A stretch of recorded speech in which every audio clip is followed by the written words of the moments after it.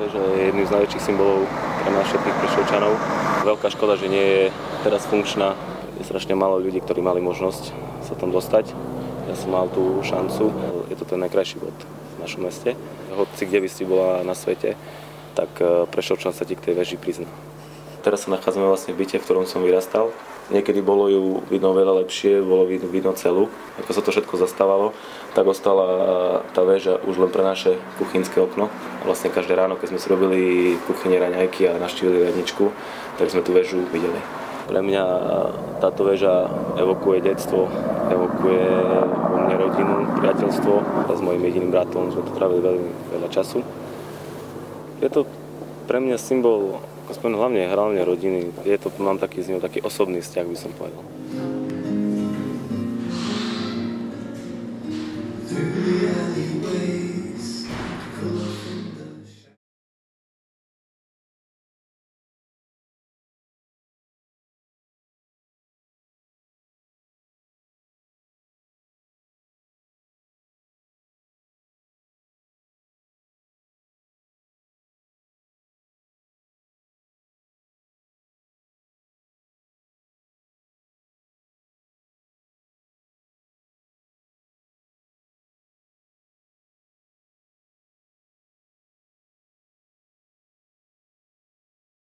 Štyri.